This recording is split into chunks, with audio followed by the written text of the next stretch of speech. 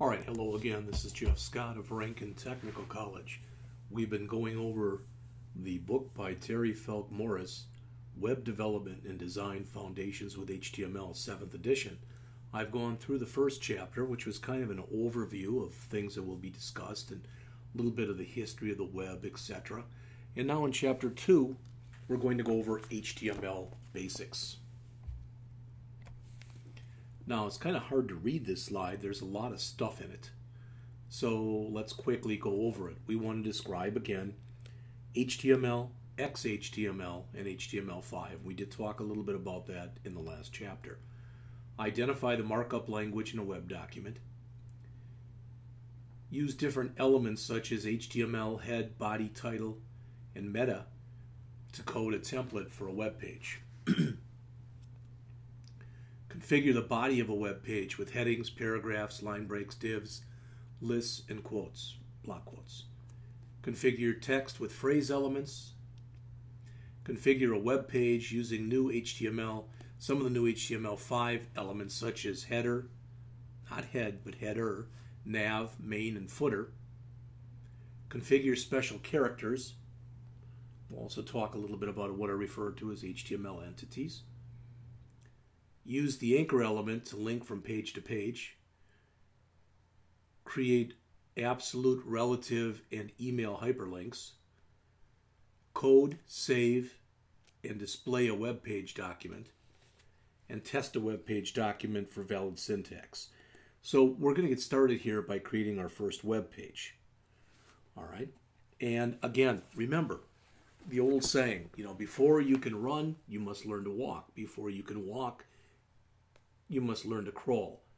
So that's what we're doing right here. I often equate this to, if you want to learn how to swim, what we're starting to do in this chapter is we're starting to take our feet and dangle them in the kiddie pool. All right, so we're just starting. So HTML is an acronym. It stands for Hypertext Markup Language. And as we learned in the previous chapter, it's a set of symbols, also known as codes, put in a file that's intended for display inside of a web browser or a web page. The W3C, the World Wide Web Consortium, and we looked at that a little bit in the last chapter, sets the standard, all the standards for HTML and anything related to it. So HTML is made up of what are known as HTML elements. That's what this markup represents. All right. Each one of these elements has a distinct purpose. So let's break away from this for just a second, and I want to start showing you some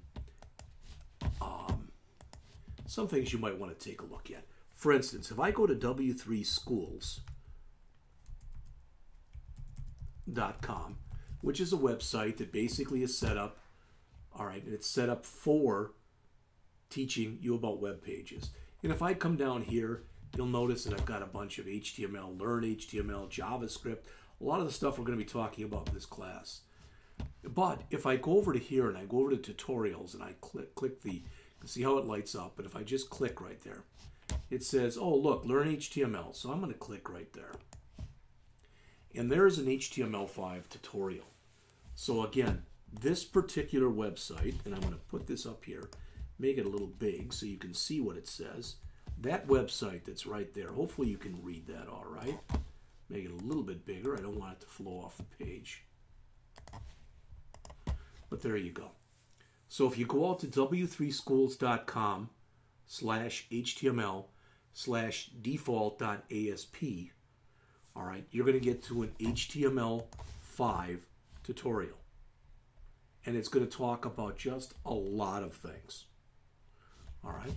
There are a lot of different sites that you can go to. Another one, I believe I'm giving you the right one. I think it's echo.com. Hopefully that's the right one. Yeah. And this has got, for instance, it's got a pretty nice HTML tutorial in it also. Okay. If you want to learn. So again, that's echo.com. Some of these, you wonder how they get their names or whatever. I'm not really sure. So there's another one, and one more I'm going to give you, just for right now. And again, there are millions of them out there. Looks a little weird. It's called Quackit. duck.com. And then used to, I haven't been out here for a while, but they used to have a duck for their logo, you know, the quack type of an idea. I think I spelled it wrong. I think it is spelled like quack. No, I still didn't spell it right. QUACKIT.com. Here we go. All right, and they also, well, I see the duck doesn't look like it's here anymore, but they also have some nice HTML tutorials. Okay, and whether I go here or I go back to W3 Schools or I go someplace else, notice here, complete list of HTML5 tags. So these are all the new things, or these are all the tags that are available in HTML. All right, and you'll also notice if I keep going down here, it says here are some other ones that are obsolete. Well, obsolete isn't the greatest word. Typically the word that gets used with this is deprecated. And what that means is, although you probably can still use those tags, the recommendation is that you don't. They've been replaced with other tags. And I'm going to actually go back to the W3 Schools.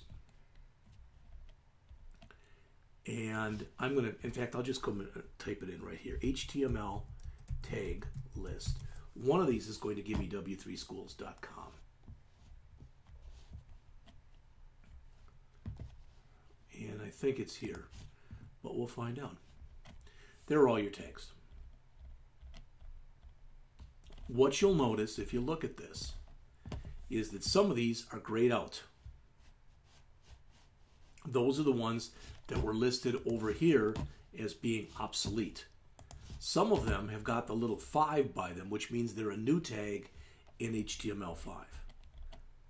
But this is another place that you can go to. All right, so I just want to make sure that you have plenty of resources. And again, I mentioned to you http://www.quackit.com. And again, you can go there for a list of tags. All right. And the reason that I'm making such a big thing out of this is the fact, again, that this is, HTML is what's referred to as being a tag-based language. Each one of these tags contains an element. Each one of these elements has a specific purpose. Each one of these elements are enclosed in between a less than and a greater than sign, which are typically called angle brackets.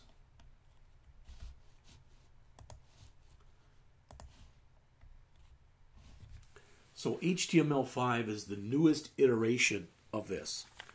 And to be honest with you, one of the reasons that HTML5 was created was because it incorporated features of both HTML and XHTML, which is the extensible hypertext markup language, which was a combination of XML and HTML. But the idea is there were certain things that were necessary, or people deemed necessary, that HTML at that time was not providing. So HTML5 is adding new functionality, such as it says, working with form data, working with audio and video, and this is all stuff that you're going to work with in the class here. All right.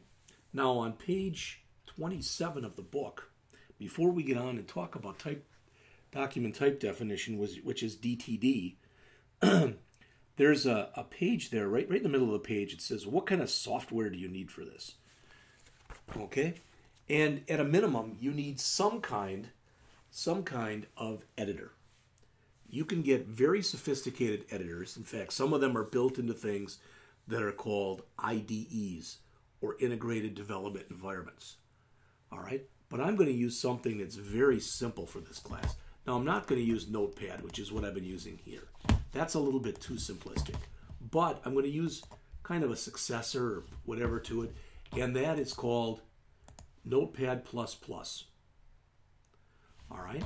And I think if you go to, literally, I believe if I go out to, well, let's just type in here, Notepad++.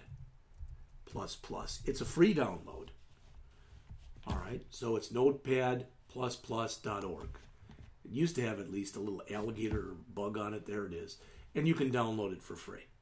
It's a small download, it is going to be color-coded, as you see right here. All right, it's not going to look like it's color-coded at first, but you'll see how we'll make it color-coded. All right, so I'm going to start typing. I'm going to make this a little bit bigger than I would normally so you can see it okay. All right, but before I even start typing, I want to save this, because what I'm going to type in is this. And you notice there's nothing special about the coloring or anything that's in there. All right, so I'm going to get rid of that. And I'm going to do a file, and I'm going to click Save As, and I want to tell it where I want it to save this. And I want to save it right to my desktop. So I'm going to go to my desktop, and in my desktop, I'm going to right mouse click and choose New Folder.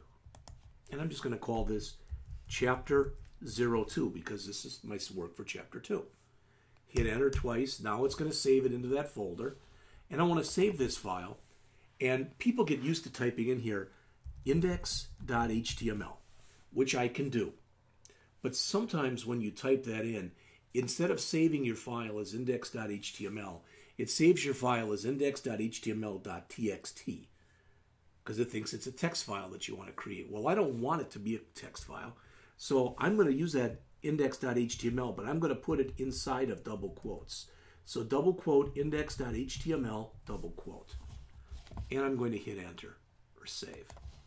Now watch what happens when I put in the same thing that we typed in before. Now that's not a special tag, okay? So it doesn't recognize anything, but watch what happens here. You see how we get color coding? What I'm going to build for you right now, and then I'm going to explain it step by step. All right? In fact, I'm going to put something else in here. All right?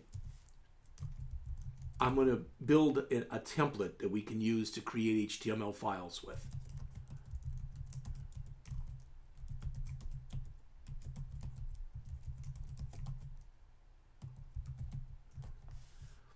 Again, in many, many ways, HTML is a tag-centric language. So what we're saying here is, and we'll go back to the slides in just a minute, but the document type that we're going to be creating is HTML5. Now, back in earlier days, when you wanted to say doc type, you had to write a whole bunch of stuff, but one of the things they simplified for HTML5 was this. So that's called my doc type definition right there. All right? Then the HTML file starts here and it ends here. Notice how it starts with a start tag, ends with an end tag. Head starts with a start tag, ends with an end tag. Body starts with a start tag, ends with an end tag.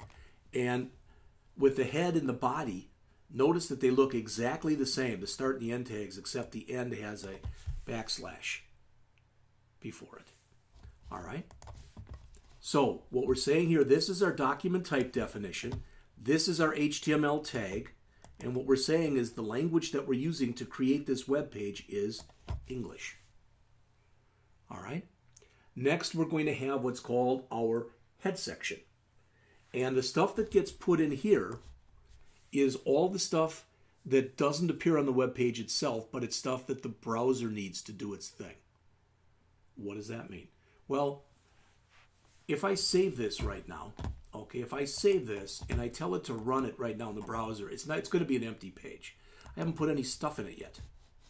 But you see here where it says index.html? I'm going to make a change and then we're going to run it again so you can see how different that'll look. So I'm going to put in title here. Our first web page. All right, save it again. Now I'm going to come back to where I just ran this, where I just showed it to you right there. And I'm going to hit this thing right here that looks like an arrow, which means refresh or reload the page. Watch how this changes. Our first web page. So what we put in there, what we ended up putting in there, changed what was in our tab, the actual title of our web page. All right. So again, at the beginning, we saw the document type definition. The author of our book puts the word doc type in uppercase letters, and you can do that. You can put it in uppercase, you can put it in lowercase, you can put it in mixed case. All right? After the title, I'm going to put in what's called a meta tag. Meta. Notice how it's already understanding something, and I'm going to say char set equals UTF-8. And again, the question is, do I have to remember all this stuff, Jeff? You have to start to become aware of what it is. Now, this is a special tag because it doesn't have an ending tag. It's called a self-closing tag. So it doesn't have where like title or head has a beginning and an end, title has a beginning and an end, meta doesn't. This says the character set that we're going to use is what's referred to as an 8-bit character set. For now, don't worry about it. It's just something that you should put there. We'll leave it at that for now. All right. Then in here, I'm just going to put what's called an H1 tag. And I'm going to put in here first web page. Why am I doing that? Well, I want to do that because when I run this page, I don't want it to be blank. So now you can see we've got something in there. We've got our first web page. Okay?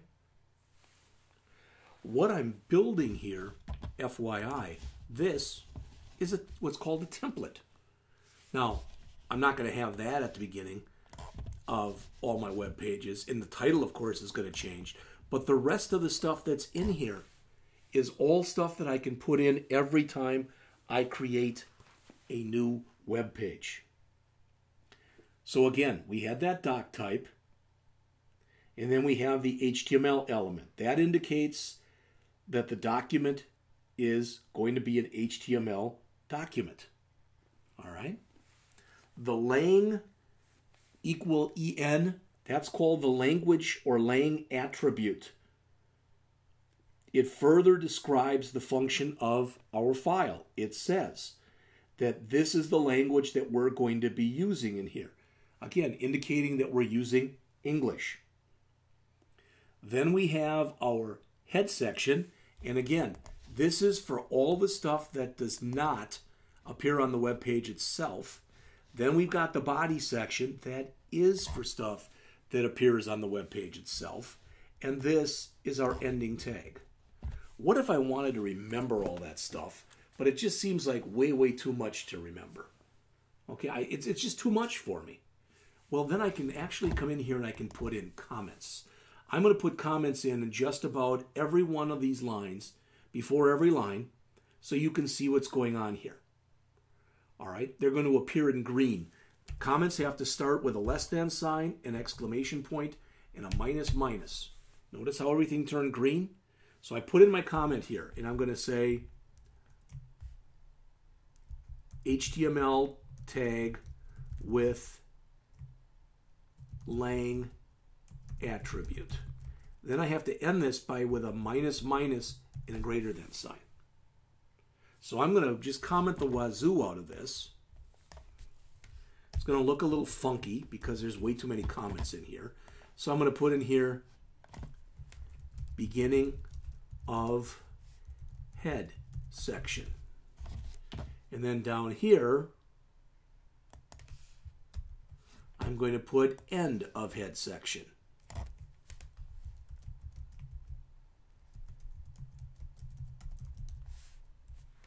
All right, and then I'll do a similar thing down here, but I'm going to put in instead beginning of body section and end.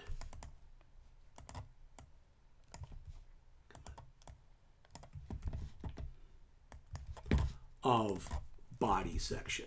So I'm being a little, way too liberal here with my comments. All right, there's way too many of them, but just so you can see what's going on.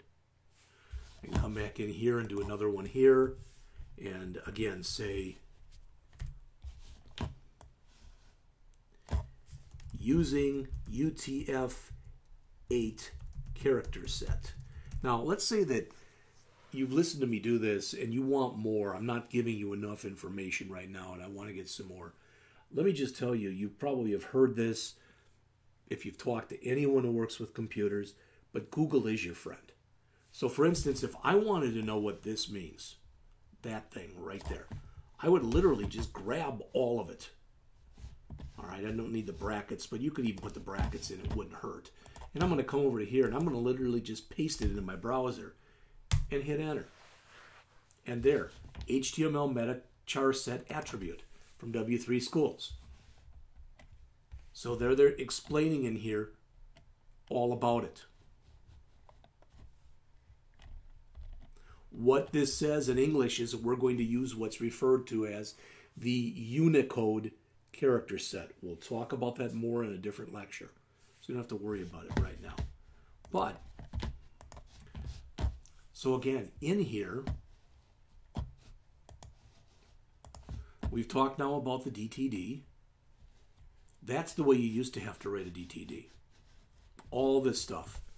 It got especially bad before HTML5 because what you could type in here was either strict, transitional, or frame set. We don't have to worry about what those are right now either.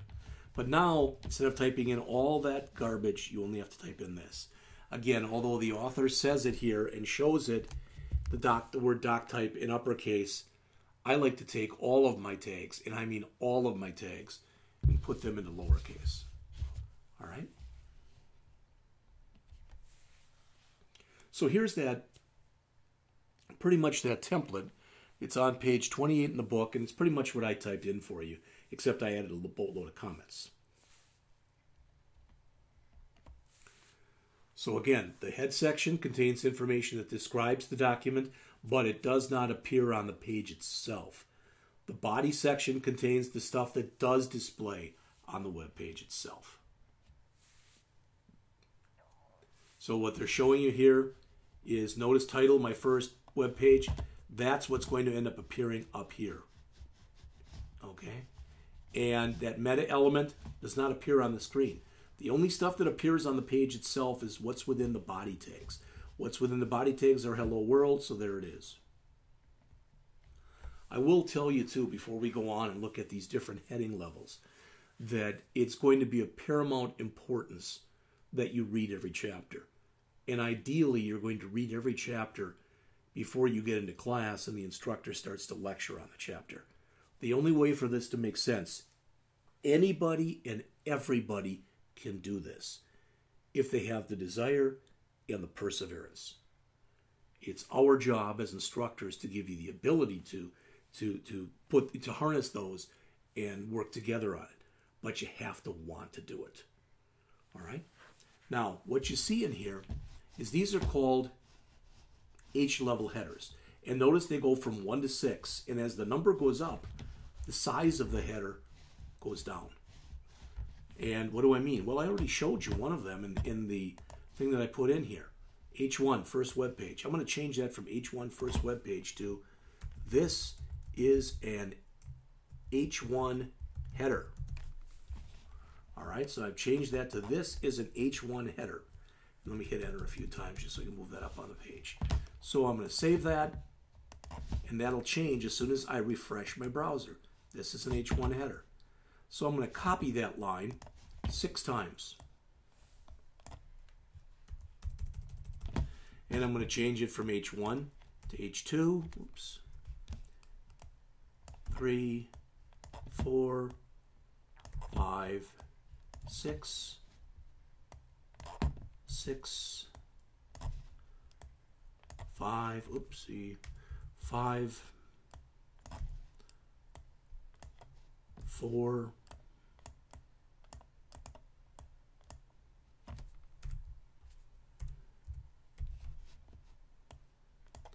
3, 2, and the 1 is fine as it is. So notice those are all beginning H1 through H6 tags. Then there are ending H1 through H6 tags, and then just the same, what we want to have it say there. So I'm going to come up again, and now notice, so you can see what happens. They're all bolded by default, and they get smaller as the number gets bigger. Okay? All I'm doing basically is mocking or mimicking what's in your book.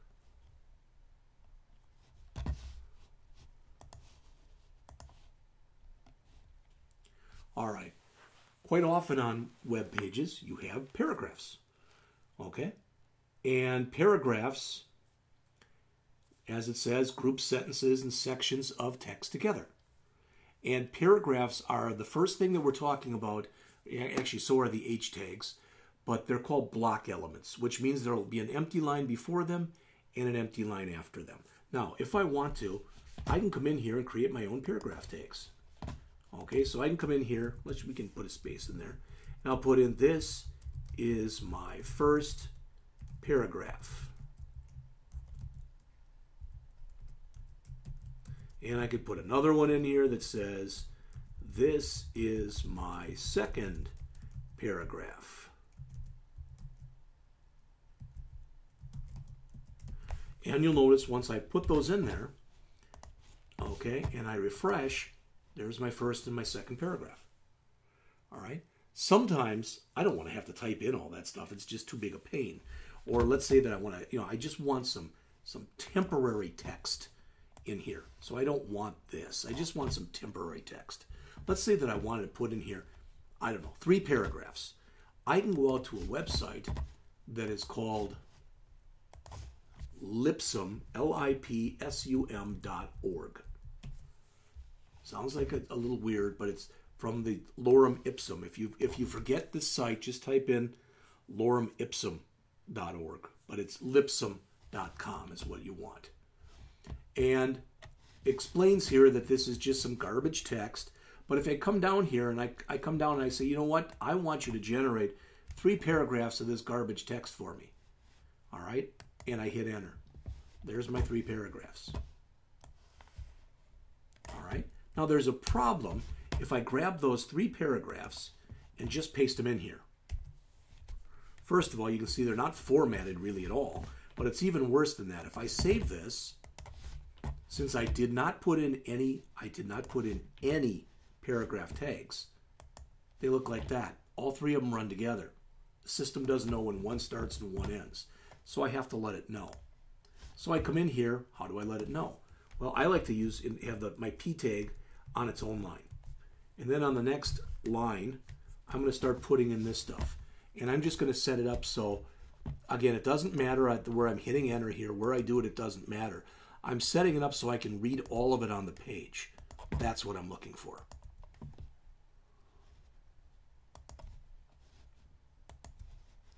And as you can see, these are pretty big paragraphs. All right, so there's the end of the first paragraph. So I put in my ending paragraph tag. And now I'm going to start my second paragraph. So I put in a beginning paragraph tag, and I do the same thing here.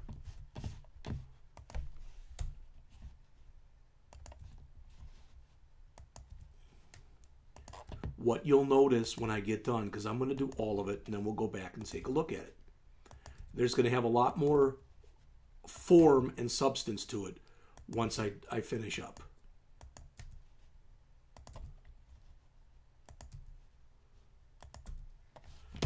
All right.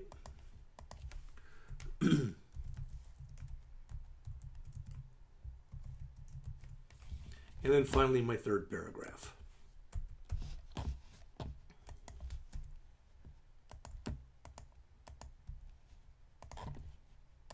And again, you're going to notice a big difference in how this whole thing is going to look in just a second. All right, we're getting there.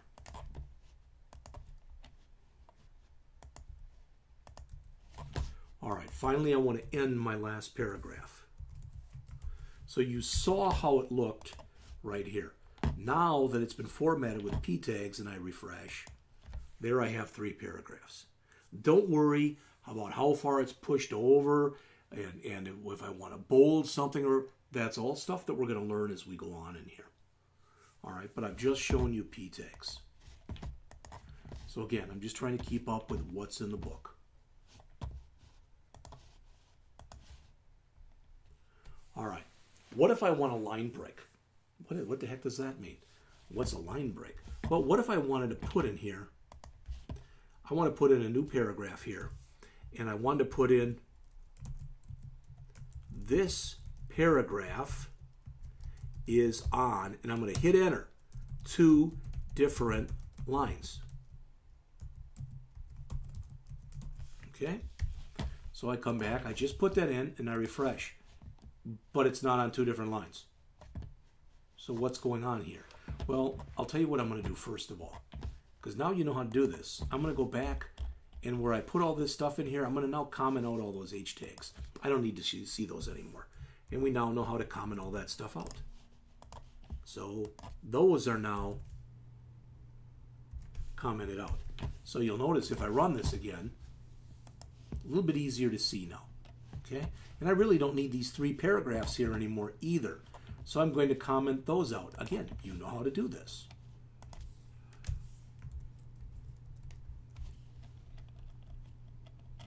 All I care about now is that last paragraph. Okay, so right now, it just looks like this. This paragraph is on 2 different lines, which it's not. But I want to put it on 2 different lines. So why didn't that work? Because I manually hit the enter key here. And whether I hit the enter key or the space bar, as far as HTML is concerned, all I did was I put in what's called white space. I didn't put anything in there. If I want this to appear on 2 different lines, I have to put here what's called a BR tag, which means line break. It's now I'm telling, for lack of better words, I'm telling HTML, hey, hit your darn enter key there. See the difference? Now, what I just showed you works. There's nothing wrong with it, except technically, you probably don't want to put line breaks inside of paragraph tags. It's not that you can't do it, but there are better ways of doing it, and it really isn't considered to be really good protocol, for lack of better words, to do it that way. There's nothing wrong with it. It's just that's not the way things are done. All right, let's keep going on. Block quotes. Okay.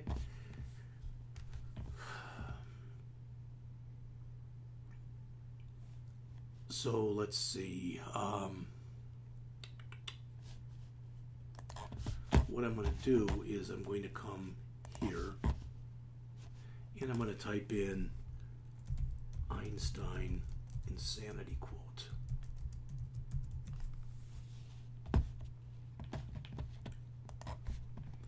Albert Einstein many years ago put this. He said, insanity, doing the same thing over and over again and expecting different results. So I'm going to put all that in there. I'm going to grab what was just there and I'm going to put that into a new paragraph. Right there. Whoops. And it gave me a lot of stuff I didn't want, but that's okay.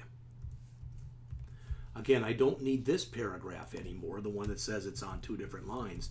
So as you can see, I keep commenting out what I don't need. All right, so insanity. But I want to put this now, not instead of putting it in P tags, I want to put it in what's called block quote tags. Okay, so block quote. Insanity. Doing the same thing over and over again and expecting different results.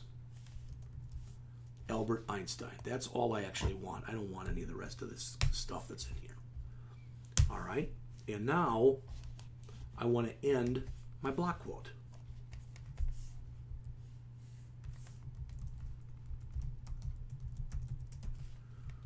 Okay, so that's all that should be in here because everything else should be commented out. Now, it might be kind of hard to see, but what just happened is it pushed it over a little bit on the screen. All right? And block quote, literally, as it says in here, should be used, it indents a block of text for special emphasis, but it literally should be used for quotations. All right? Block quote. All right? Unfortunately, over the years, people found out that they could use these tags for all sorts of different things, and many people started to use them for things they weren't designed to be used for. All right? In other words, what they did was they took something like HTML and stretched it to try to manipulate it to their own needs. It's what I call, and maybe you've heard of this before, I don't know, but when I was a little kid, I remember my brother and I bought some silly putty. You might remember silly putty. You might not have ever heard of it before. But the point is, it was some goopy stuff that you could sit there and use. But what we did was, back in the old days when you got the Sunday comics, they were in color, and you would take and you would push the silly putty on one of the comics, and it would take the image from the ink and it would put it onto the silly putty. Then you could take that image and you could stretch it horizontally and or vertically to make it look a little bit, so it still was doing its job, but it looked kind of funky because you were making it do something it wasn't really designed to do. Well, that's kind of the way I describe what has happened over the years with HTML. People have silly puttied a lot of the HTML stuff. They've turned it into where it's now being used for some stuff that it wasn't designed to be used for. All right? More about that as we go on. Here's some other things that we can take a look at. And I'll tell you what, I'll put each one of these into a paragraph so you can see each one of them. They are shown in the book.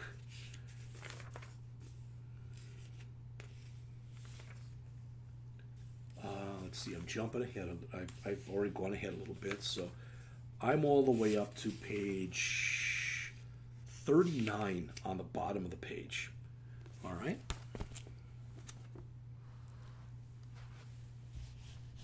So I want to use a bunch of these. So that I don't forget them, what I'm going to do is this. I'm going to literally grab each one of those tags and make a copy of it.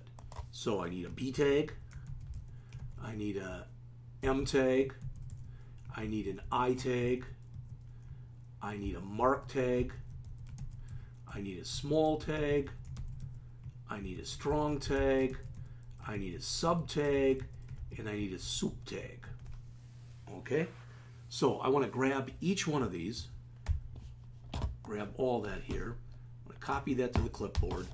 And I'm going to paste it into my HTML document.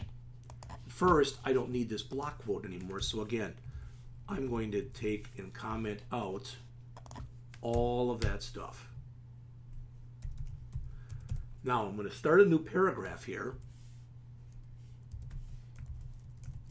And I'll end it down here. But I'm going to paste in all that junk that I just put in there. All that. Okay? So why am I doing this? All right, I'm going to put here the word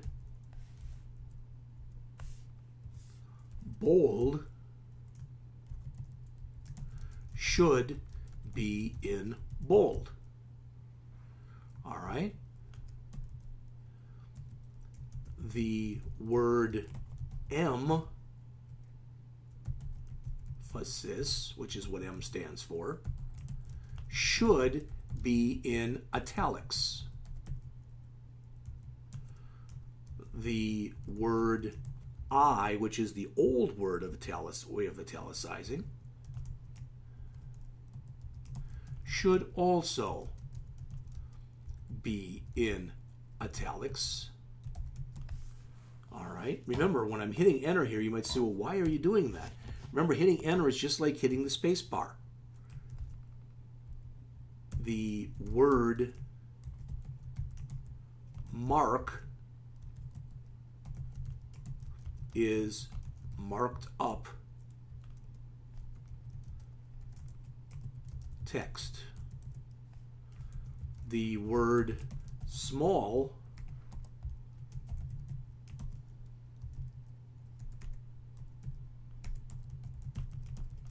is in small text mode, we'll just say.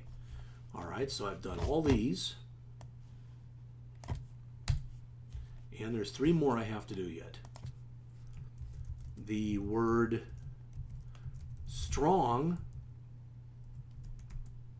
I do want that like that, strong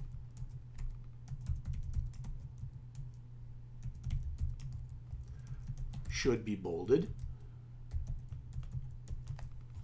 We'll call it small text mode. It's not really spelled wrong, we'll put a dash there. That looks better. All right. The word sub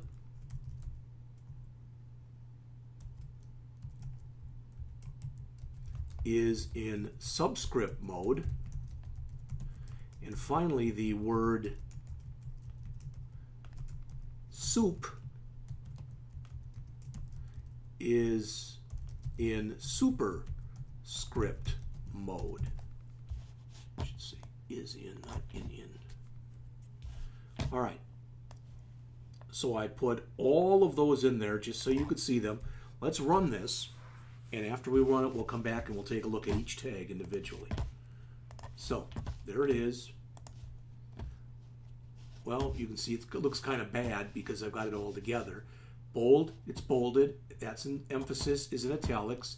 Emphasis is in italics. Mark is marked up.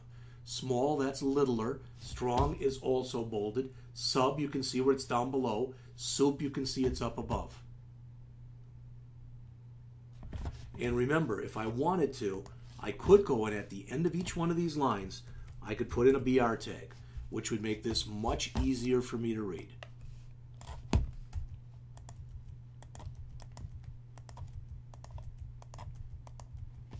So the best way to learn this stuff, you make yourself a little web page and you start dinking with what you put in there.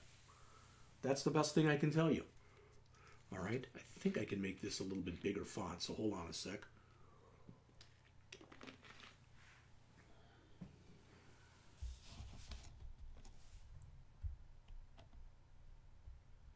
Zooming here. So you can see now, this used the B tag for bolding. This used the strong tag, which also bolded. This used the M tag for emphasis. This used the I tag, both of them italicized. That used the mark tag.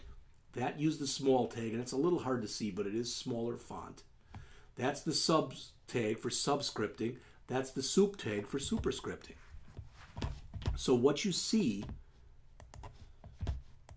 right here, it's explained literally right here, all right? And it's what I just showed you as well. Now, the recommendation is that you don't use B and I anymore. Instead of B, you use strong, even though it's more typing. Instead of using I, you use M, which is a little more typing. And the reason is more and more people who are using browsers today have some kind of a physical or other type of limitation. They may be blind or whatever. But B is an old tag, okay? Whereas strong says not necessarily, the B tag didn't say that it had there was anything special about it. It just said it should be bolded. Strong says it's got strong importance. So for if somebody is using a browser for the blind, let's say, and we had that same sentence that we looked at before, it would probably say something, in this case, right here, it would just say the word B should be bolded. Here it would say something like the word strong should be bolded. And you can see the emphasis that's on there. All right? Same kind of thing with M versus I for italics.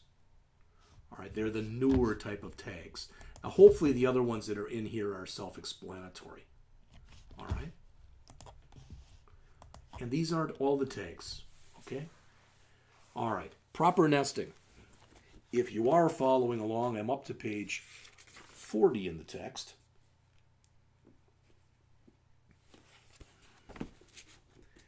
And you'll notice here they talk about proper nesting. What that means is if I start with a P, I should end with a P. And if I've got an I inside of my P tag, that I should be before the ending P tag. If you don't do it that way, so if I flip these two things right here, typically it'll still show and it'll still show fine.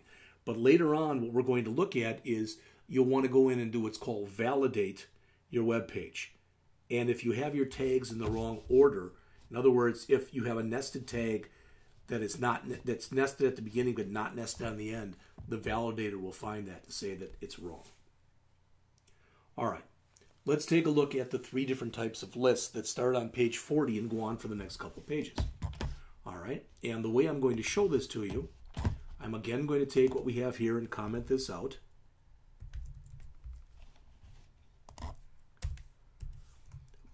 And now what I'm going to do is I'm going to put in what's called an unordered list.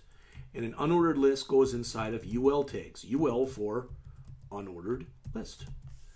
And each thing that goes in there is what's called a list item. All right, so I'm going to come in here and I'm actually going to put in, I'm going to put in here a paragraph tag. And it's going to say here, the members of my family. All right, so now I'm going to list all of them. All right, and I'm going to say my wife, me, my oldest daughter,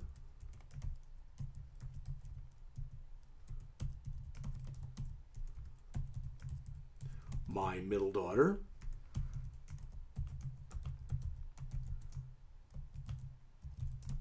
and my youngest daughter.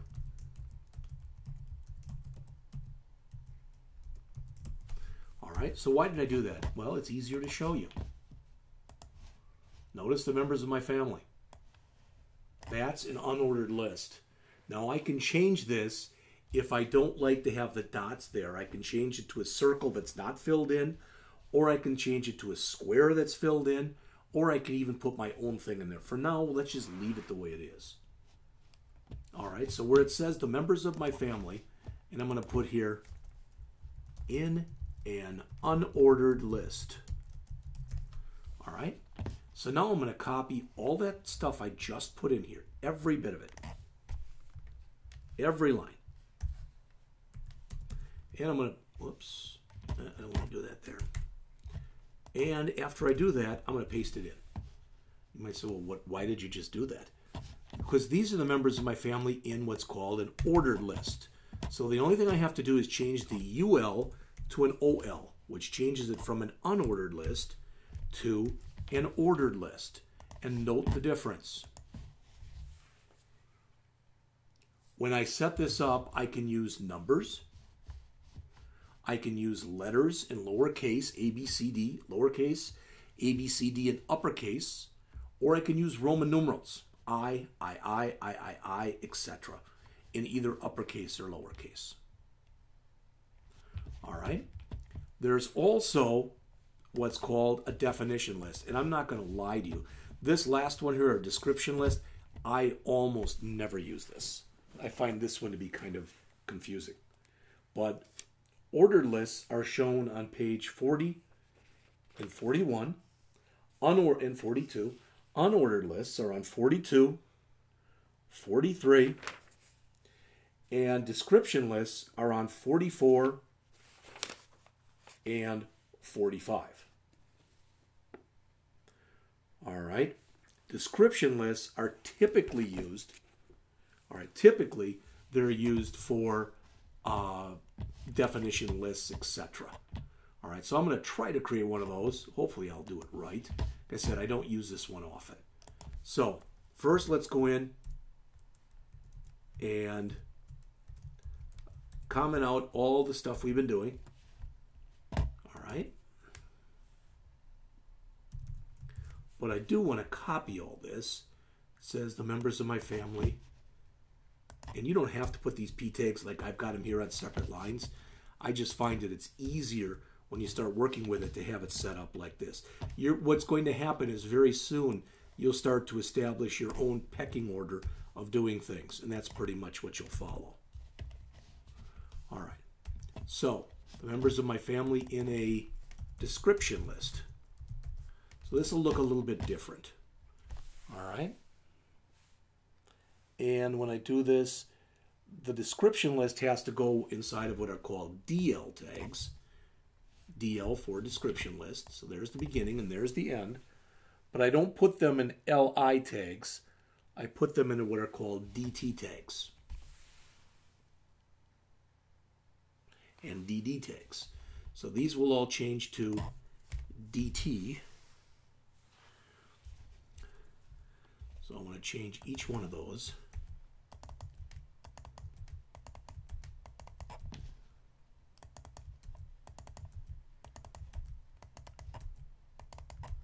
All right, but then what I want to do is inside of each one of these, So I'm going to change all these, and I'm going to make changes in just a second. I'm going to say DD here, Sandra K. Scott. All right. So I'm going to change this to SKS because that's my wife's initials. JPS, which are my initials.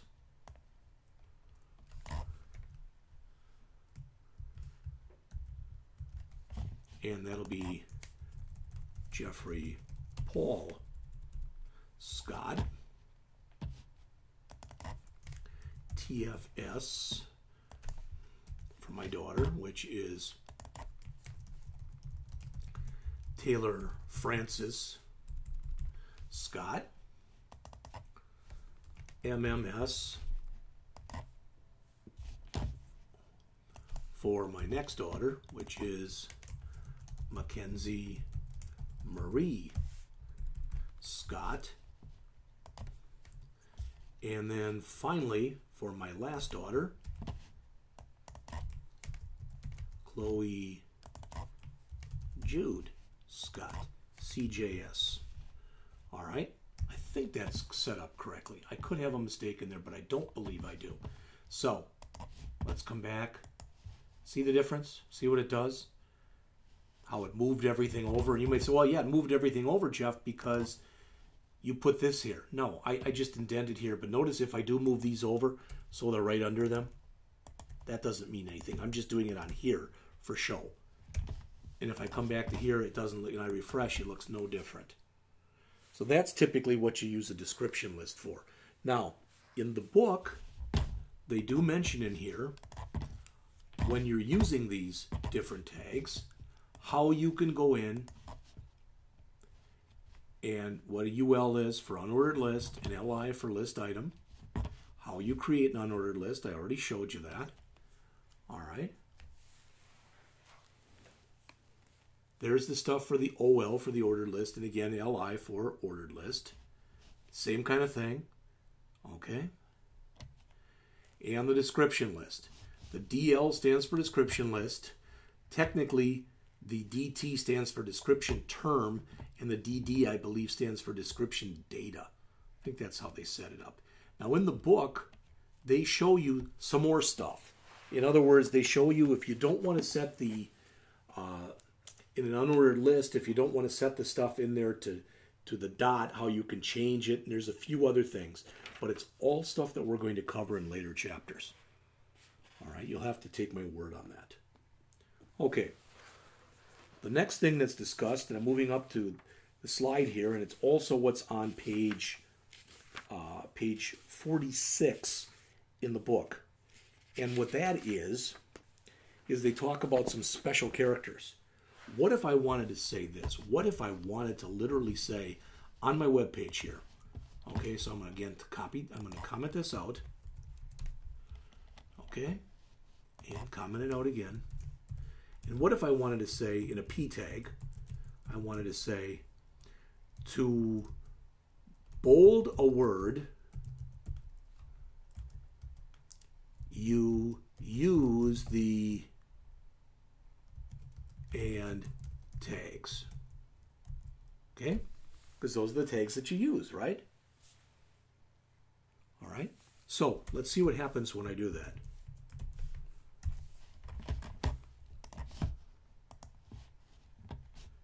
In that case, it worked. And sometimes it will still work. But that can be very dangerous. And again, we'll talk about this at a later time, but you really shouldn't do it that way. What you should use are what are called character entities. And that's what I'm going to show you right now. So I'm going to change this to ampersand LT, which means less than. You can see how it looks bolded or italicized now. And GT, which means greater than. All right. So you can see how I changed those. I changed them to what are called their character entity equivalents. When I refresh, notice they look no different. You should get used to using these special entities or entity characters, character entities. They go by a lot of different names. What if I wanted to put a copyright in here? All right. So in other words, what if I wanted to say here, I'm going to put a BR tag right there. This page copyrighted JPS, and I wanted a copyright right there. All right. And then I wanted it to say 2016. Well, I can break the word copyright in there, but I can put in here ampersand copy. And watch what happens when I put in that entity. I get the copyright symbol. All right. So if you want a little bit more on these special characters, and there are a lot more than what are shown here. So if I come in here and type in HTML character entities, again, it'll push me off different places. I can go to W3 Schools, and you can see there are lots of them. Some are there. There's more here. All right. There's a bunch of them that you can use to create and put different things in. All right. Again, much more later. All right. Starting on the bottom of page 47 in the book, starting on page 47 in the book, they start talking about what's called a div element. Divs have been used for years, and div is a shortcut for division. Just remember that. It's a way that you can block off a certain part of your page. Why would you want to do that? You'll have to bear with me. We'll talk about it more in the next chapter. All right? But if I wanted to, let's say that I wanted to put, so why would I even use this? Okay, I don't need this paragraph anymore. So I'm going to get rid of it. All right? What if I wanted to put in 3 paragraphs in a row?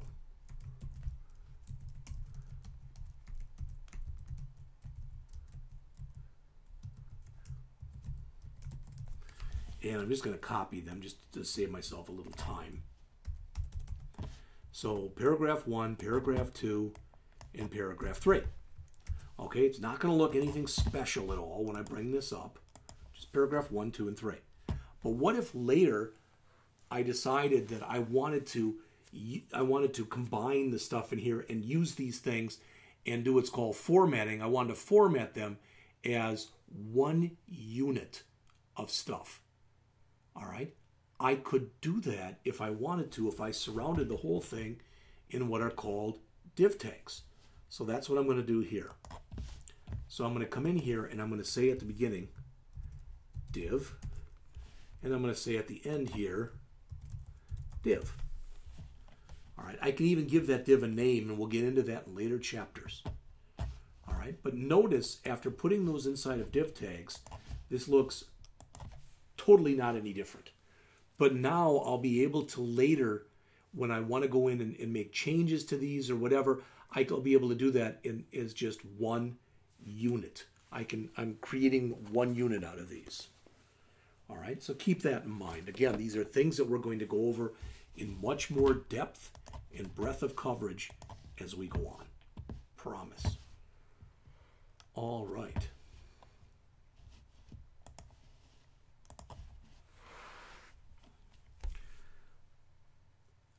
We're coming close to the end of the chapter, and the next thing that's discussed in here are HTML5 structural elements. One of the things that you'll be told, all right, if you look enough at HTML5, all right, is HTML5 was set up to be very structured, and it was designed. So here's an example. So I could have myself an HTML document that had a header section, then it had a nav section in it. That's typically going to be your links to other pages.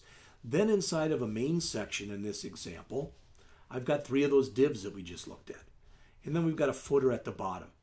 All right. But what this is designed to be, HTML5, is to be very semantic in nature, that you can look at things that are in there and you can pretty much know by looking at the name what they're doing. That's the idea behind them. All right. And again, this is all stuff that you're going to see as we go on in here.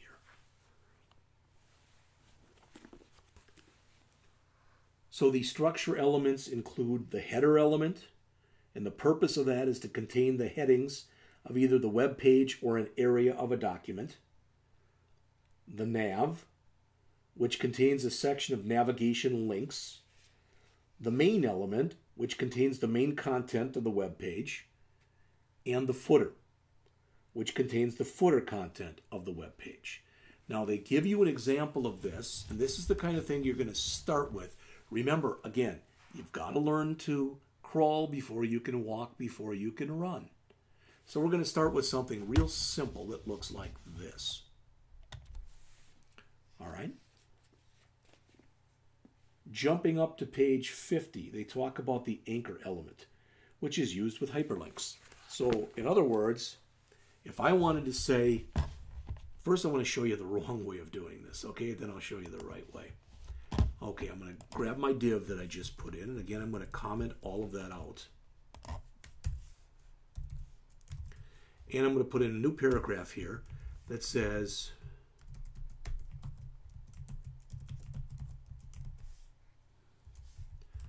to get to the Rankin Technical College website, all right, click, and I'm going to put in what's called an A tag, okay? A for anchor, href for a hypertext reference. Where do I want it to go? I want it to go to http://www.rankin.edu. So that's where I want it to go when this is clicked. Here.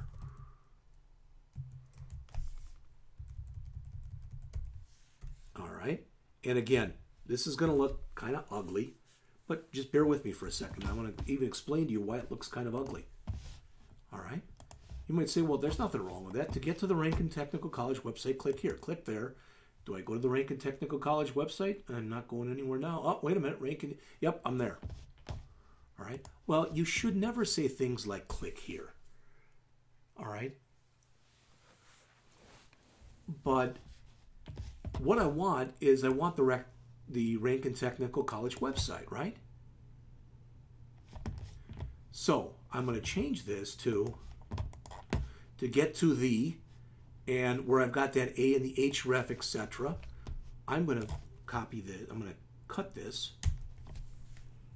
And I don't want any click here. Okay?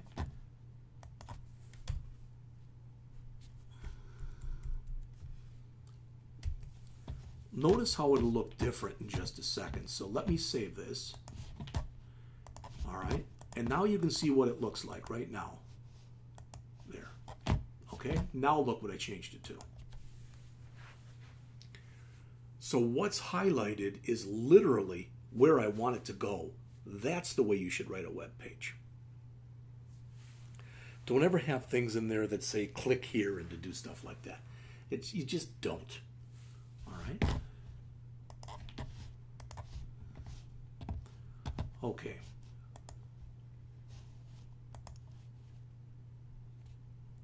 An absolute hyperlink, I just showed you one. http://www.rankin.edu. That's an absolute.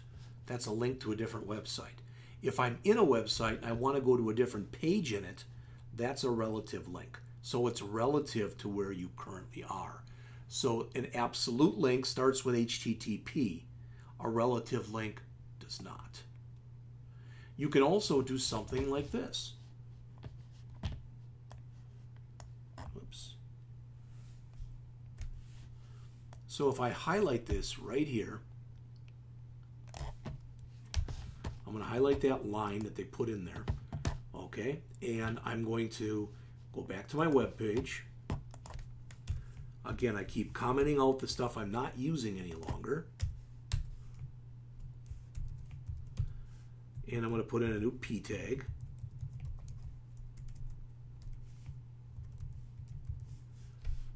And I'm going to paste that in. And don't worry, it looks a little funky. It'll get fixed in a minute. Email me at, we'll leave it like that. And let's assume for a second that my email address okay, is jscott at rankin.edu.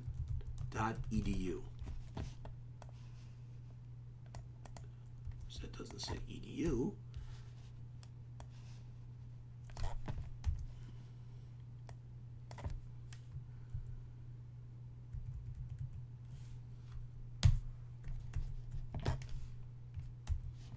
All right, let's see what that looks like.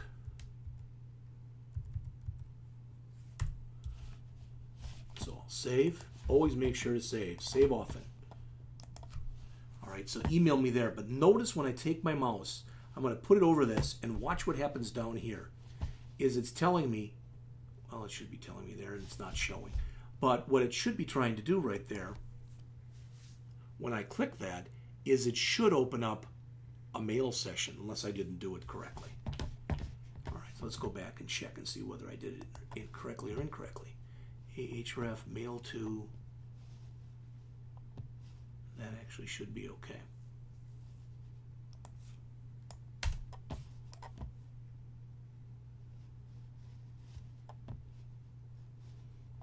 Of course, that link probably has not been activated yet, which might be why it's not working. I don't know.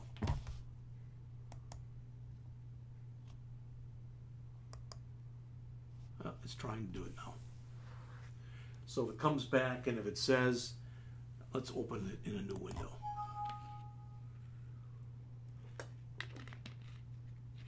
All right. Well, what it's going to show you here is I'm running Microsoft Outlook, and if I open that, notice what it's trying. All right, my Outlook isn't working right. There it is. jscott at rankin.edu. All right, so that's what the mail to ends up doing. Is if I want to provide a way to put a link in there that will immediately open up your built-in email package to send an email out, that's how you can do it. All right, so as it says right here, it will automatically launch the default mail program configured for the browser. And if there isn't one, you'll get some kind of a message. All right. So the last thing that's discussed in the chapter, I believe it's the last thing, starting on page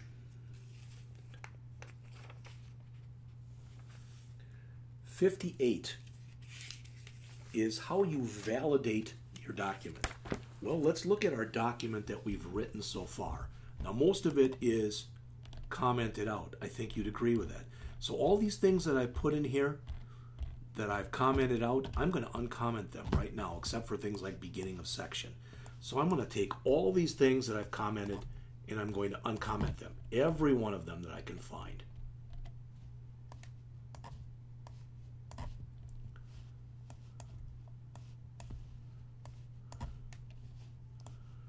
You can see that nothing should be green down on the bottom here when I get done now. Ideally, at least.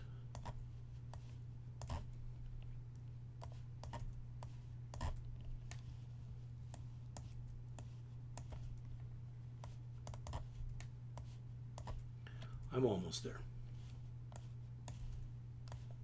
All right. So, with all the stuff that we put in there for this chapter, when I save this, let's go and take another look. So this was our, whoop, that's not it. This was our web page right there.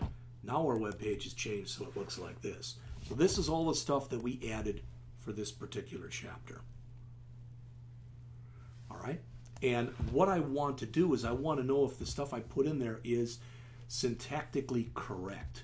So if I come in here and I type in HTML validator, it's going to take me to https://validator.w3.org, which is the World Wide Web Consortium's markup service. Now I can validate this in different ways. One way is I can tell it, okay, what I want you to do, validate by file upload. I want you to go out to my desktop and I want you to find this file for chapter 2 that was called index.html. There it is. And now check it. if it comes up and it's green like this, that means there were no errors or warnings.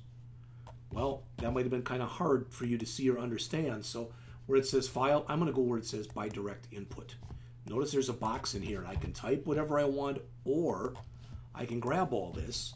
I can do an Edit, Select All, or Control A, and then I can do an Edit, Copy to Clipboard, which is what I want to do. Actually, copy is just fine. And then I can come back here and I can paste it in. So all the stuff that we keyed in, all that stuff is right there. So again, I can click check. And you can see that it's green, meaning that it didn't find any errors. That's all the stuff that we put in there. Okay? But what if I come in here and screw something up? I'm going to purposely make some mistakes in here. So where I've got this is an H3 header, I'm just going to put H there without any kind of an ending tag. You can see it's not blue anymore, so it doesn't like that. There's my P tag, and I'm not gonna there. So now I've got two P tags. Okay, I'm gonna come in here and I'm gonna change this to Bach quote. You can see some of the errors I'm making in here. This LI that's in here, I'm gonna put an extra LI. I'm purposely just introducing some errors.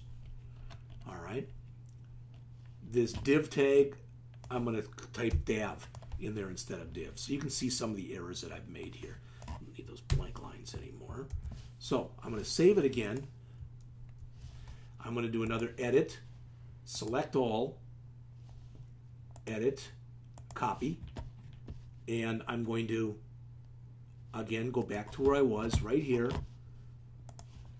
and validate by file input. Now I don't want any of this stuff that was all in here before, so I have to highlight all of it.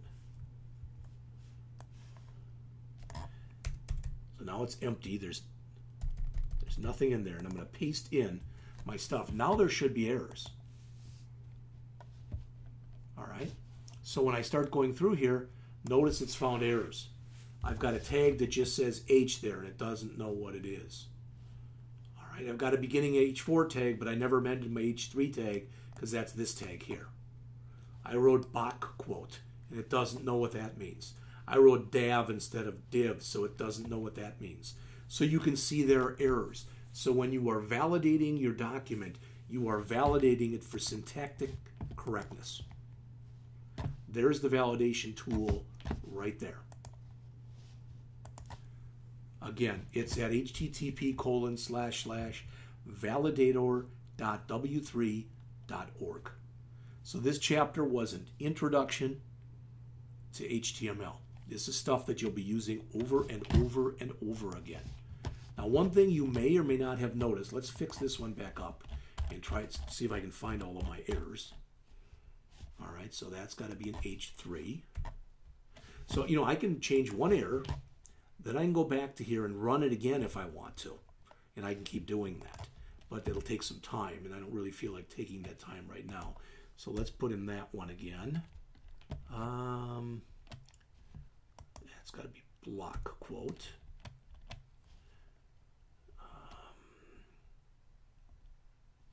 Did we put an extra LI tag in there? Yes, we did. That should have been div.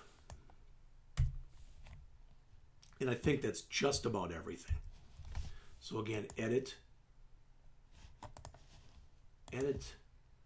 select all, edit, copy. Then I want to come back to where I was here. I want to, again, grab all of that stuff, remove everything that's in there. That's going to take too long. So remove that, paste it in, and see if I've fixed everything. And it says I have. You notice green is good. There are no red errors. All right, so that's it for chapter 2. I'm going to do one more thing, and then we'll put this chapter to rest. I'm going to copy pretty much everything I had here up till this point and paste it in here. And I'm going to create, instead of a chapter 2, I'm going to create a new folder here that's called chapter 3.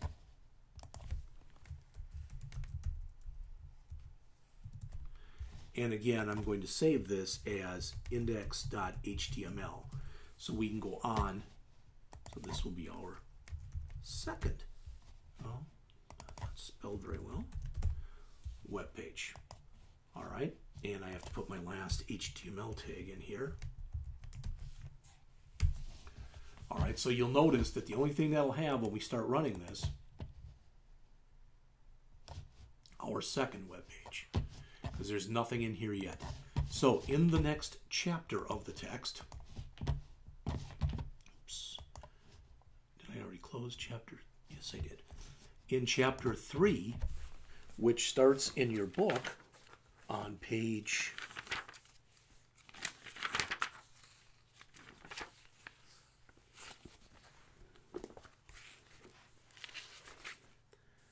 81, will be configuring color and text with CSS, which is an acronym that stands for Cascading Style Sheets. I'll be back with that shortly.